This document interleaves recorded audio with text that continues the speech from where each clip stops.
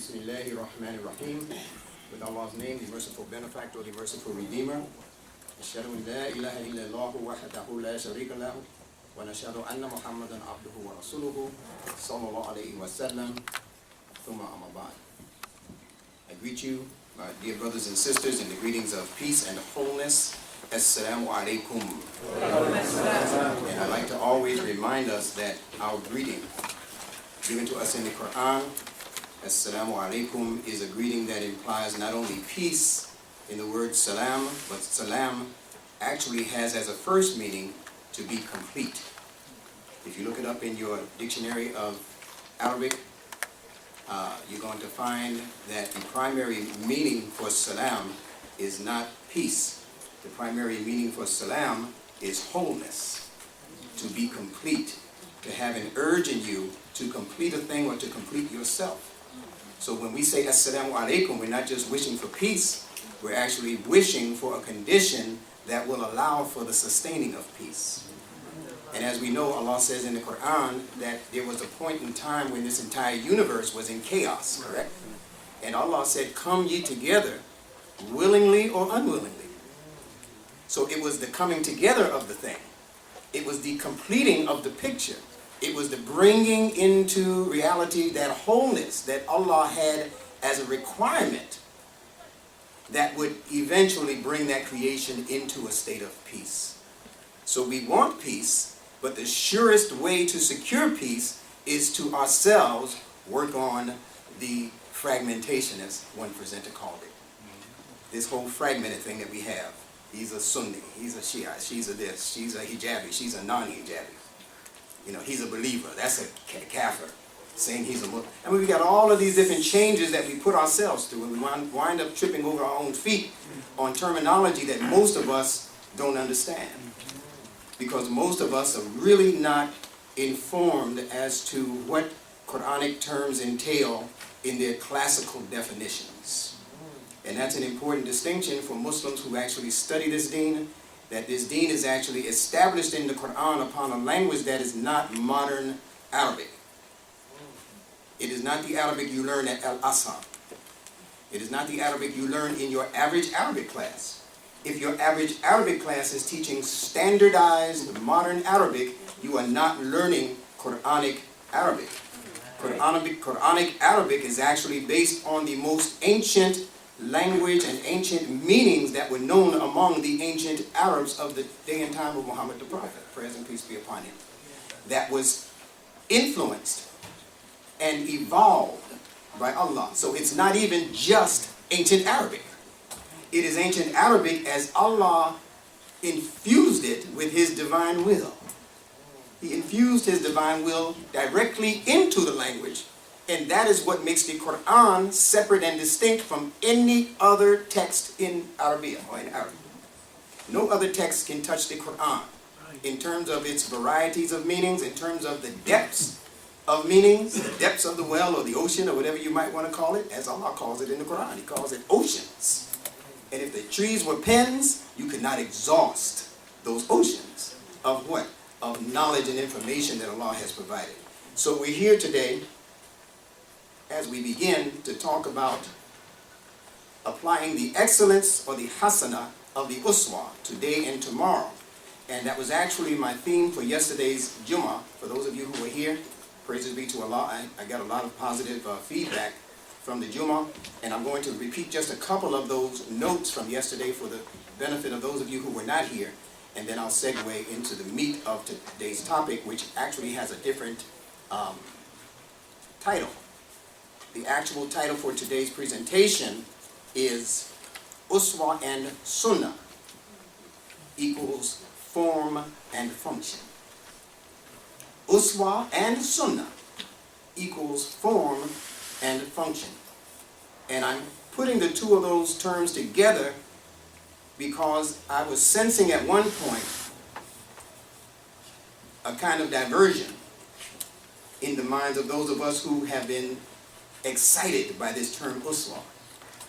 So much so that we began to think that it was a replacement for the term Sunnah. Come on, brother. And that we no longer had to follow the Sunnah. Oh, please. Thank you. In fact, there is no sunnah because Allah doesn't mention Muhammad's sunnah in the Quran, so there must not be a sunnah. But he didn't mention black folks in the Quran either. I mean, you ain't here. Come on. But if you study the nature of black folks, you'll find it's all throughout the Quran. In the Quraysh and in many other places. That's us. All right, so we don't want to make the mistake of throwing out the baby with the bathwater. That's right. That's what I'm saying. We have to be very, very careful as students of Quranic logic. Not to throw away or dismiss or play down or make cheap anything that Allah has established. And if you're not quite sure what Allah has established versus what He has not established, don't open your mouth. When people approach you and say, hey, there's no sunnah in the Quran, there's no Muhammad's sunnah in the Quran, so we don't have to follow the sunnah. Say, I don't know what you're talking about. Let me go check with the people that I trust. And then we come confer with those leaders and those scholars and those teachers and those people who study the book as it should be studied, and that's where we can get our reassurance in terms of what we should be believing as Muslims or as believers in the Quran, in Allah, in His book, and in His messenger, sallallahu alaihi wasallam. All right, so yes, all of us have been focusing on this verse, and it's not the only verse in the Quran that speaks on the USWAH. I believe there are 3 separate verses that speak on the USWAH. But the famous one is لَقَدْ كَانَ لَكُمْ فِي رَسُولِ اللَّهِ أُسْوَةٌ حَسَنَةٌ لِمَنْ كَانَ يَرْجُو اللَّهَ وَالْيَوْمَ الْآخِرَ وَذَكَّرَ اللَّهَ كَثِيرًا. Sadaqallahu al-Azim. And I'm only going to focus on one word for the sake of something that our dear sister Latoya just mentioned to you. She said, liman, for any, right? She said it didn't mean male or female. But I want to point out something, and this is really delving deep into the logic and study of Imam W.D. Muhammad. Not that he told me this, but there are some things that if you're diligent enough as a student, you can begin to trace it, and you, based on circumstantial evidence, can say, I believe that he factored this into the equation when he gave us this definition for this particular word. Now, what is that word? The word in Arabic is man. M-A-N is transliterated, right? Man. And it's translated as whoever. But whoever is not a good enough definition for the Arabic term man. Because there is ma also, right? Minus the noon. Same letter mim, right? But minus the noon. And that ma means whatever. You see the difference? Ma means whatever. And man, if you give it a noon, means whoever. So there must be, using logic, I said follow it to its conclusion, there must be something in the letter noon that implies life.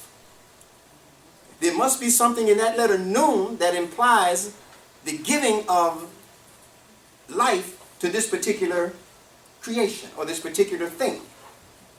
Because without it, it's just a thing. Nah, it's just what? With it, it implies a living thing. Man. You can't say man for non-living entities. When Allah says, whatsoever is in the heavens, He doesn't say whatsoever. He says, whosoever is in the heavens. And whosoever is in the earth does glorify Allah. So Allah is acknowledging in the Quran that there are living beings outside of earth. That was in the Quran 1400 years ago. Because of that small word, man. Now, what makes this thing living? What makes this thing living is that it has sense perception. Not that it thinks like a human being thinks necessarily, because the human being is not the only sentient creature in the universe. But the creature does have something either in the form of a brain, or if it's more primitive than those creatures that have brains, it has something in its construction, in its biology, that allows for information to be impressed upon it and for it to respond to that information. That's what we today in a human form call thinking, right? Thinking. But sense perception is the better idea that I want you to walk away with. Now, so if Imam Muhammad looked into the English language and looked at the English term called man and told us that man means what? Then you can see the clear connection between the English term, right, and the Arabic term. that you have to have sense perception in order to be man. Does that make sense? All right, if I said nothing else, that'd be enough to chew on, right? But I'm going to say much more. That's what I'm here for. I thank Allah. And thank the organizers of the USWAH conference, beginning with Imam Kashif, for his and their excellent leadership and consistency.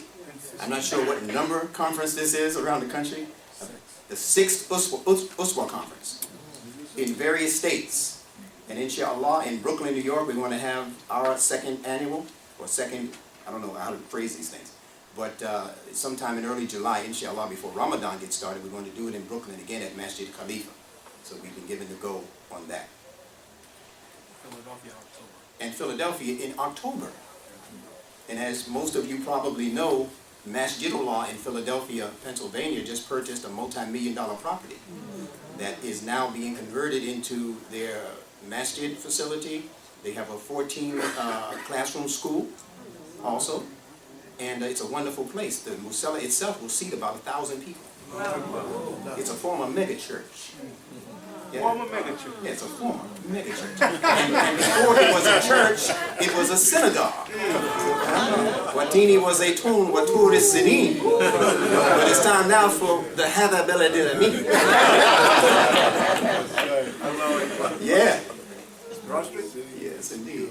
Broad Street? No, it's about 3 blocks away from where they are presently located. I forget the exact street, but not on Broad Street. Yeah. All right. So this term USWAH, as I mentioned at yesterday's Jummah, is from the verb asa, which means, again, to imitate anyone. But I mentioned also that we have to be cautious about these truncated definitions that we get into in the dictionaries that say to imitate, because let's say I wanted to imitate the bully. Let's say I wanted to imitate the thug. You know, what if I want to imitate the gangster rapper? Is that a part of my USWAH? Can I use that as my USWAH? No, indeed. For you to imitate in the sense that asa establishes the definition, we have to do what Latoya pointed out in her definition. We have to, she mentioned nurse, but if you say asi, which is from the same root as USWAH, it's a doctor. It's anyone who gives the kind of care that is able to bring that creature out of its pain, out of its misery, give it consolation, right, and give it merciful treatment. So that is the USWAH, and that is a part of the human nature that Allah created when He created our fitrah. So USWAH is in every single one of us as human beings, and it's a natural property in every single one of us as human beings. But it is not that nature in us to be discriminate in the negative sense. It is not that nature in us to give other creatures or other people negative treatment. It is not in the nature of racism. The USWAH is nowhere in the nature of sexism or chauvinism and all of these other kinds of unfair discriminations. USWAH has nothing to do with that. You're actually witnessing the dissipation of the human being's USWAH when you look at all of these isms that have been established by men who thought they knew better than God. They have actually eradicated the USWAH. They have extrapolated it and separated it from the human nature. And that is what I call the manipulation of the fitrah, because your USWAH is a part of your fitrah. Now let's talk about fitrah for just 60 seconds. Fitrah they translate as nature. They translate fitrah as, I heard one person say Mother Nature. The fitrah is Mother Nature. You know, fitrah is a feminine word. But it's not that simple. Fitrah is actually a reference to the patterns that are established in every single created thing by Allah. Allah has established a particular pattern, and that pattern exists on a dual level. A dual level. You're not going to find this in your dictionary, but you'll find it if you're diligent enough to study the pages of the Quran. It is established on the level of form, and it is also established on the level of function. And I spoke on this once before when I was here in Connecticut, but I just want to give you a little more information so that we can understand what this fitrah entails. There is form. Allah created everything with form. And as I always say, you can ask an 8-year-old child to draw you a picture of the clouds in the sky. And the average child can easily draw you a picture of the form that it sees when it looks at the clouds in the sky. Right? The average child. But if you were to ask that same 8-year-old child to describe to you how that cloud functions, how is rain precipitated? How does that precipitation occur? Where does that water come from? Is it initially a part of the sky, or does it come from earth?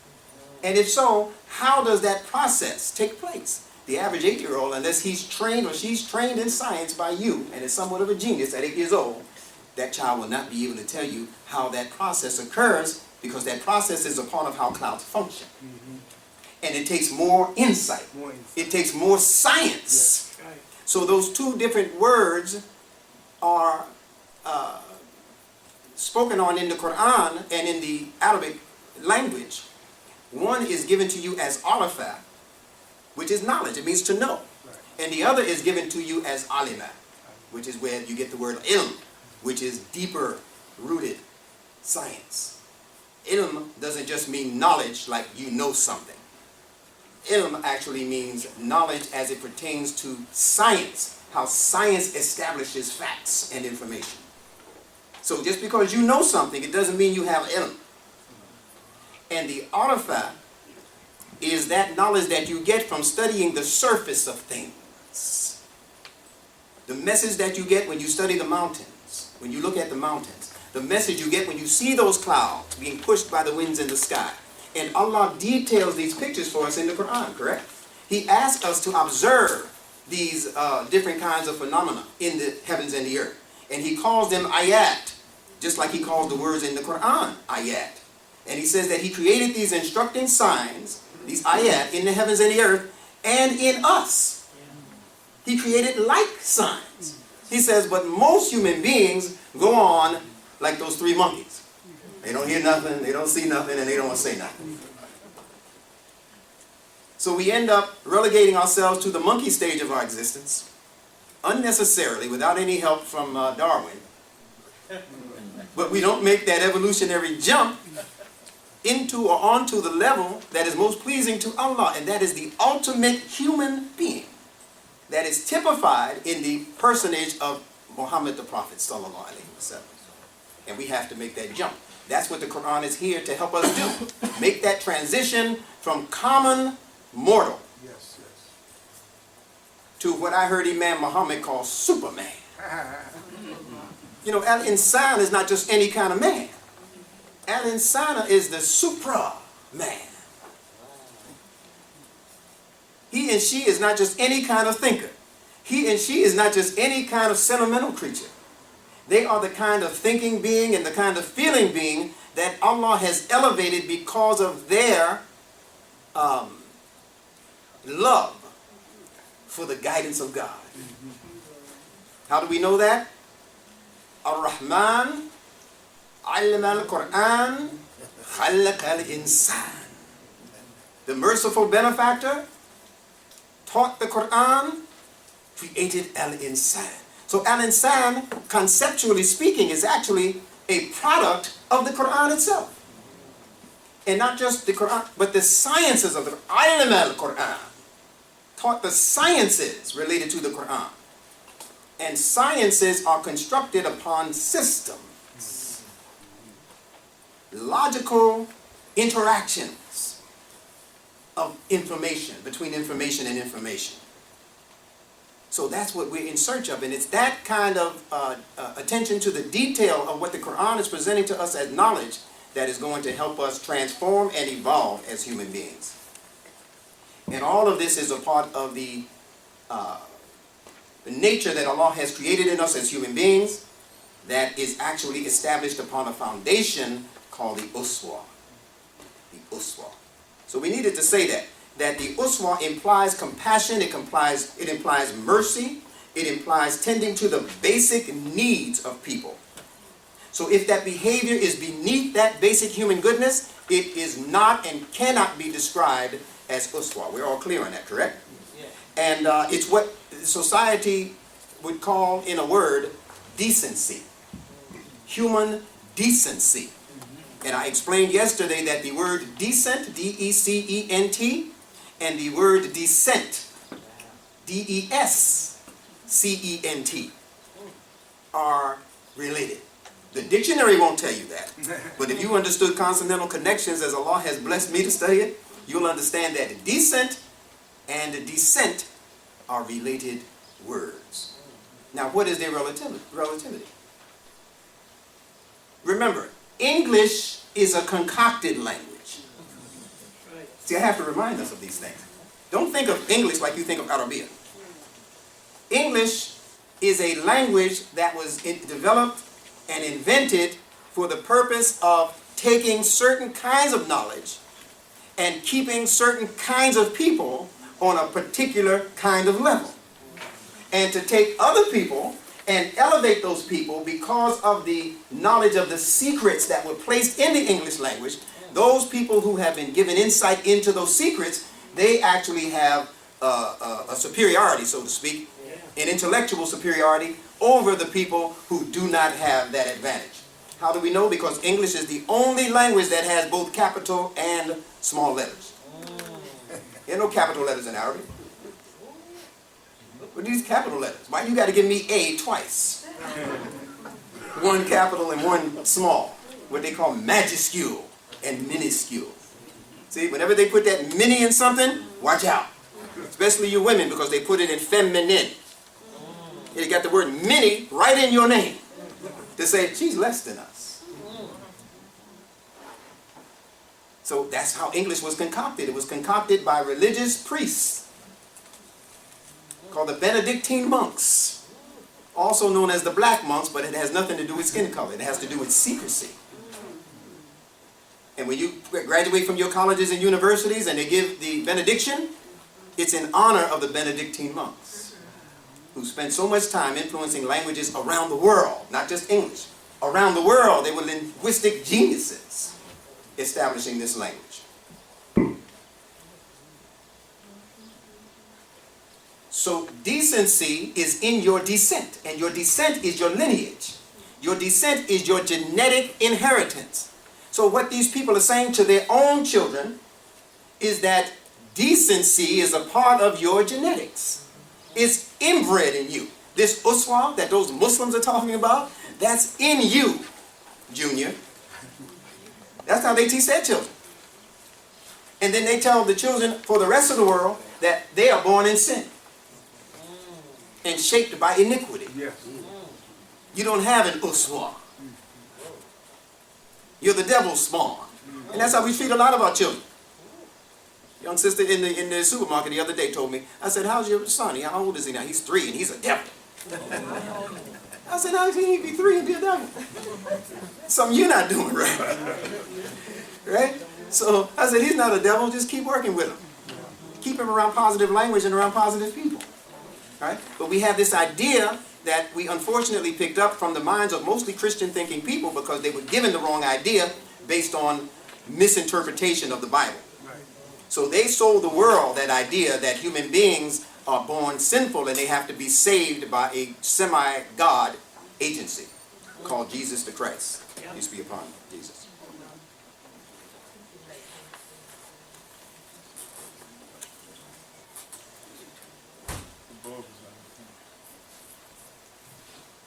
So I mentioned also in yesterday's khutbah the character called Peter in the New Testament. Peter. And it is said about Peter that Peter was crucified upside down. Now remember, Peter is the character in the Bible in the New Testament who was beckoned to walk on water as he saw Jesus walking on water. And it is said that Peter attempted the same feat. No pun intended. But he sank. Now what is this a reference to? Peter means rock. That's why you have the word petrified. Or petrified, to become stuck like stone, right? Oh, he's petrified, right? Peter is Petra. The Greek word for it is Petra. But Peter is also a code word for Fitra. Because when you understand the interchangeability of these consonants, you'll understand that F interchanges with P. That's why in English you'll have the word father, but in Latin you'll have what? Pater. And in Spanish, padre, which shows you that T also interchanges with D. And it's a very simple process for understanding if you just apply your mind to it and pay more attention to what you've been taught. You've already been taught these things. You just haven't been taught the reasons why these things are like they are. So when we say dentals, we don't understand what that's talking about because we don't study language to that degree. But I'm suggesting to our association, who have been influenced by the language of Imam W.D. Muhammad, that we have to become more serious and more diligent about studying language. And that doesn't mean you have to become superlingual or extralingual or learn all of these other. It means nothing like that. Learn the rules for your language. And you can apply most of those rules to any other language that you come in contact with without having to learn a whole new language. Most of us don't pick up well on Arabic because we really don't know English. I'm talking about the rules of English. So we get the verb and the adjective and the noun and we don't know what we're talking about because we learned it just from listening to it. But if you go back and study your, English rules and then begin to learn Arabic, you're going to have a better time, a smoother time at learning the Arabic. All right, so we talked about Peter. So if Peter is the fitrah, and it is said about Peter that he was crucified upside down, what is that saying about the fitrah? And that's without me giving you all of the proofs behind why I say Peter is the fitrah. Imam Muhammad said some things about the fitrah and what's stated in the Bible pertaining to the fathers being turned back towards their children in the last days. You remember that? Elijah, in the last day, God's going to send you Elijah the prophet, and he's going to turn the hearts of the fathers back to the children, hearts of the children back to the fathers, lest I smite the earth with a curse. Imam Muhammad said the father is the fitrah. Now, you can see even more easily the connection in those letters, right? Father and fitrah. So it means that in a day, there's going to be a day and time when the world of children, meaning innocent people, that's all that means, are going to be turned back towards their natural inclinations again. So now you see a world that is calling for Greenpeace, to eliminate all the pollution-free automobiles. That's the children, the innocent people in the world, turning back towards the fitrah, right? The natural. All right? All right. Now, let's get to this subject of USWAH and SUNNAH. Form and function, and I believe I've been given just a couple of extra minutes because they know me. I can shut off my peripheral vision at any time. Hold the stuff up. But I'm thankful because that shows true appreciation, and I applaud that. I appreciate that. But we have a lineup coming in this third part that you don't want to miss. So don't think this is the end of anything. And especially if you haven't heard that sister back there that keeps shouting out. Her name is Karima Medina Bilal. I know her a little bit. You want to stay and hear what she's got to say on what should be our #1 topic across the country, our health. You want to hear that. All right. So USWAH and SUNNAH, very quickly. Form and function. Allah speaks in the Quran about these two terms called halal and tayyib. You've heard that, right? Halal and tayyib. I'm just going to show you some very quick Arabic-English connections for your notes. Halal is where the English world gets its word whole. W-H-O-L-E. Whole. Halal, whole. Now you might say, well, I thought halal meant permissible. Right? Allah says, eat of that which is halal. Right, but if you're being given a definition where you still have to ask questions after it. See, if I say halal means permissible, the natural question should be, why is it permissible? Not just that it's permissible, why is Allah making that permissible? Right, because it contributes to your wholeness. It contributes to the wholeness in terms of your nutrition and all of the elements and things that you need to keep you fully functioning as a human creature. And anything that takes away from that is called haram, which is where you get the English word harm. Huh? So anything that takes away from your wholeness, takes away from the halal, is haram. And haram means that it's harming you. Because something is being taken away that Allah put in you so that you will be a fully functioning creature on earth. Make sense? Yep. All right, so halal, that's halal. Now, tayyib, we usually say good and pure, right? Eat of that, permissible to you is that which is good and pure. But that's not good enough as a definition. Tayyib doesn't just mean pure or good in the classical sense of the word. Tayyib means it's good for you because, see, you have to always ask why. Why is that good? And what makes that good different from khayr, which also is translated as good, and different from a different word that means good. All of these 3 and 4 different words in Arabic that they always translate as good. All right? Now, there's a related word to tayyib in the Hebrew language. It's called taw. You may have heard the Jews say mazel tov. Taw.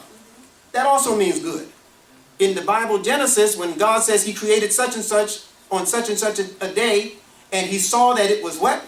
Good. The word in Hebrew is taw. If you're reading the Torah, you'll see taw. But it's not good just because it's good. He put the fish in the sea and he put the stars in the sky. Why? Because that's where they function best. Now, if he had put the stars in the ocean, it wouldn't be functional. So tav means functional. And that's exactly what tayyib means. That it's good because it's functional in your system. So what is halal for you, not just because it's generally good. It's halal for you because it's functional in your system. You might have blood type O positive, but you might be on an A blood type diet that's doing you harm, although the food you're eating is halal. Right? You might be geared more towards the vegetarian side of a diet, as opposed to a heavy meat eater's diet. Because these diets developed based on where man migrated to on earth and what was available as food in those sections of the earth that they occupied. So if the section of the earth that they occupied had a particular kind of climate that produced a particular kind of food, eating from that hundreds of years, thousands of years, acclimated your biology to that particular food. So now if you were to get up, take a plane ride to the other side of the planet, you had better take your food with you. Because if you start eating meat and potatoes when before you were eating, yams and grits, you're going to have an issue. And that was the issue with many of the slaves that were brought here from the tropical climates of Africa and given this European diet. So 400, 500 years later, we're still suffering from that disparity. And we're going to be talking about that. But this is what we mean when we say tayyib. All of this is a part of the USWAH, leading into the Sunnah. All right? So we talked about halal, we talked about tayyib. All of these things are intended to preserve the best that Allah created or clocked into the human nature. When we give salutations upon our Prophet sallallahu alaihi wasallam, that is exactly what we're speaking.